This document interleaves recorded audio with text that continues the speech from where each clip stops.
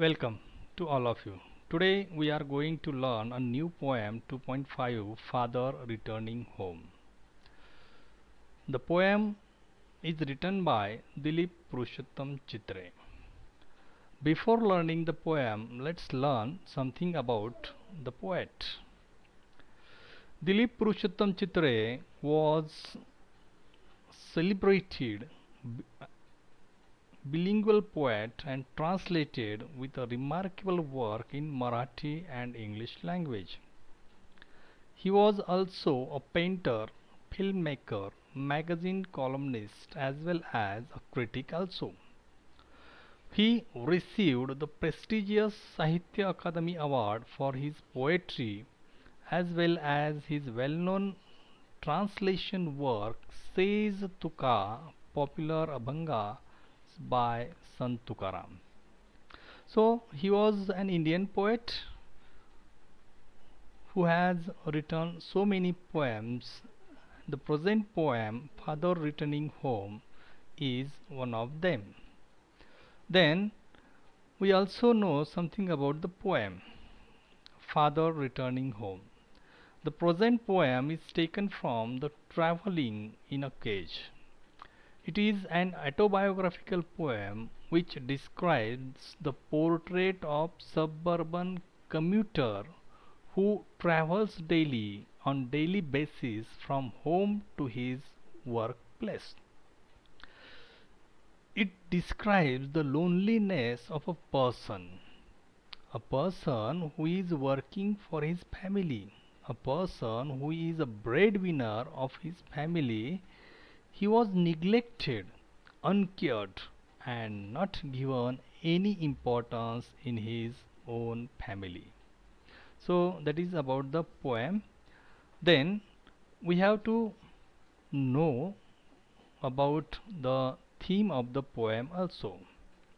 Here, before learning the poem, I am going to explain the central idea or theme of the poem. There is the reason behind that, and the reason is that if there is the curiosity about a particular thing or object, then we can eager to try to know something about that particular thing. I will give you an example, and the example is about the film. Before the film shown in the theater, its trailer was published. Why? What is the purpose? Why it is so? The reason is that the people know something about that film, know something about the central idea, know something about the characters, actions, songs, and that was the reason. And so before learning the poem, I am explaining, or I am going to tell you the central idea of the poem. As I told you, it is an autobiographical poem. Poet expressed his own feelings about his father at an old age. It is an account of an old man who worked continuously for his family to complete their needs. But those family members did not share any thoughts, any feelings, any happiness, any joy, any sorrow with that person. In short, a man who was working continuously to complete the needs of his own family, those family members did not share a single thoughts or feelings with that person. In short, we can say that the poem is an account of an old man who does the hard work for his family but leads a tiresome, lonely and dull life. That is the central idea or the theme of. Next, we have to learn the meaning of the poem line by line, what the poet want to say. Let's move toward the first stanza. Let's see the first stanza. My father travels on the late evening train. standing among silent commuters in the yellow light. Suburbs slide past his unseeing eyes. His shirt and pants are soggy, and his black raincoat stained with mud, and his bag stuffed with books is falling apart. His eyes, dimmed by age, fade homeward through the humid monsoon night. Now I can see him getting off the train. Like a word dropped from a long sentence, he hurries across the length of the grey platform, crosses the railway line, enters the lane. His chappals are sticky with mud, but he hurries onward. So this is the first stanza of 12 lines. In the first stanza, poet describes his father's return journey. After completing office work at late night, he travels by train. Here, poet said, my father travels on the late night evening. Late night evening, it means that he has to stay in office for a long period of time to complete to his work. Standing among silent commuters in the yellow light, suburbs slide past his unseeing eyes. Before this, the late night train, that symbolizes that the father did not have any personal vehicle of transport to go to the home. It means that father did not purchase any vehicle for the journey. He always cared about his family, so he traveled throughout the life by public transport, that is train. Then after sitting the train, standing among silent commuters in the yellow light, and here in train he did not get a place or seat to sit comfortably. He has to stand. He did not get place to sit, so he has to stand among other commuters. Commuters means those persons who travel regularly. So he has to stand among other silent commuters in the yellow light. Yellow light symbolizes that there is no energy, there is no desire among the passenger, among the commuters to talk with each other. Suburbs slide past his unseeing eyes. That line describes that the father is not interested. Unseeing eyes, that describes that father did not have will, wish or desire to see the out view of the suburban area when he was traveling from the train. The next two lines, his shirt and pants are soggy, and his black raincoat stained with mud, and his bag stuffed with books is falling apart. These three lines describe the pathetic condition of his father. He travels during the rainy season. His clothes became damp and dirty. His raincoat stained with mud. He carried a sack. He carried a bag, and that bag was full of books. And here, in an old age, they are not able to handle that weight of that books. The bag which he carried in his arms, it was not comfortable for him to carry. His eyes, dimmed by age, fade homeward through the humid monsoon night. And it is an feature of an old age that the eyes of old man dimmed as his age grows up. So here father try to reach the house as soon as possible. Now I can see him getting off the train, like a word dropped from a long sentence. Here poet compare the getting off his father from the train to the word which is dropped from long sentence. अतिशय छान प्रकारची तुलना या ठिकाणी केलेली आहे की जसे एखाद्या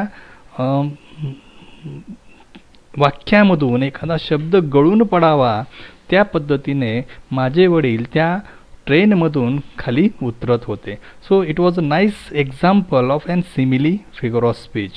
सो here fathers getting off from the train is compared to the word. He hurries across the length of great platform. Now after getting off from the train, he hurries across the length of great platform. He tried to cross the platform as early as possible. He was in hurry to cross that platform, then cross the railway line and enters into the lane, enters on the road to reach to the house. And when after reaching to the road, and when he was walking, that time his chappals are sticky with mud, but he hurries onward. Being a chappal with his chappals are sticky with mud, but he hurries onward. Now the first stanza describes how his father has to travel in monsoon period. On the road it was full of water and mud, and during that situation, during that situation, father has to reach to the home in any situation. So first stanza is completely description of his father's returning journey. Now we move towards the second stanza. Home again I see him drinking weak tea, eating a stale chapati, reading a book. He goes into the toilet to contemplate man's estrangement from a man-made world. Coming out, he trembles at the scene. The cold water running over his brown hands, a few droplets cling to the graying hair on his wrist. His sullen children have often refused to share jokes and secrets with him. He will now go to sleep, listening to the static on the radio, dreaming of his ancestors and grandchildren, thinking of nomads entering a subcontinent through a narrow pass. When we read the second stanza, then we realize that in the second stanza, poet describe the situation in house, describe the event which occurred in house. The first stanza, it is completely outside the house, but second stanza describe which type of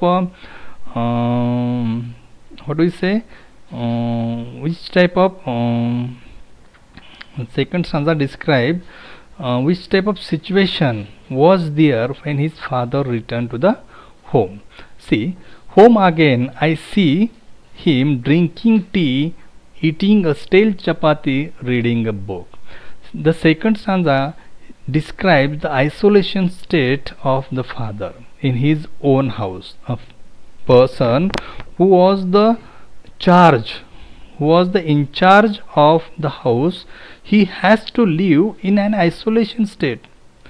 These two lines, which I see him drinking weak tea and eating a stale chapati, reading a book, that two lines describe the isolation state of a person who was in charge of the house. The person who was working for his family, he has to live in an isolation state at home. Father drinks weak tea and eats stale chapati. This creates an unpleasant atmosphere. Nobody cares for him even at home. He goes into the toilet to contemplate man's estrangement from a man-made world. He goes into the toilet to think deeply and to separate himself from man-made world. These two lines describe that father also not interested to talk with his family members at home. or on the other side we can say that the family members are not interested to talk with the in charge or the breadwinner of the family. He goes into the toilet to contemplate. Contemplate means to think deeply. Man's estrangement from a man-made world, and here father tried to left him away from his family member. Coming out, he trembles at the sink, the cold water running over his brown hands. Here, toilet toilet is a symbol of his small world. He is terribly shaken when he comes out of the toilet, and trembles, it means shake, while washing his hands at the basin. Shaking and trembling of his body indicates that his old age, and his thinking about his loneliness. A few droplets cling to the graying hair on his wrist, as his sullen children have often refused to share jokes and secrets with him. Another important thing poet mentioned here, that for whom we earn money, for whom we work to give a sophisticated, prosperous life, those children are also not interested in father. Those children are not able, or those children who are not interested to share the moments which may be sad or happy, but they are not ready to share the jokes, share the feelings, or to share the secrets with father. He will now go to sleep, and finally father went to the bedroom to sleep, and here, listening to the static on radio, dreaming of his ancestor and grandchildren, thinking of nomads entering a subcontinent through a narrow pass. So listening radio, dreaming about ancestors, these things describes that father once again when he went to the bedroom, and there he was also alone. He was in isolated state. Here radio, it is the symbol of one-way communication. There is no two-way communication, and so father just listen the radio and dream about his ancestors. Ancestors means our grandparents, grandson, great grandparents, and so many. He thinks about nomads. It means tribes. एक विशिष्ट जमात, पूर्वीच्या काळामध्ये काही जमाती होती, आदिवासी जमाती, ज्यांनी आपल्या या भारतामध्ये प्रवेश केला होता. असे जमाती या nomads entering in our subcontinent. Geographical subcontinent imagery is used by poet here. Subcontinent means खंड.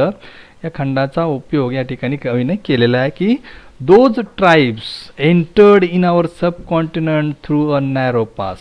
अरुंद अशा रस्त्यामधून त्या ट्राइब्सनी आपल्या या खंडामध्ये प्रवेश केलेला आहे. Like that the childrens to whom the father gave birth, that they came. Here comparison is made there. The tribes entering to the continent, and his the sons who entered in his life. So there is the comparison between them.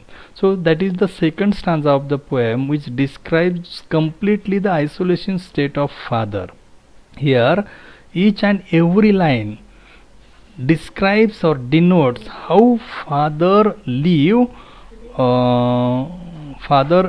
an isolated life, how father was alone in his own house. I think you understand it. We will see the remaining part of the poem, that is the activity, in our next period. Thank you very much.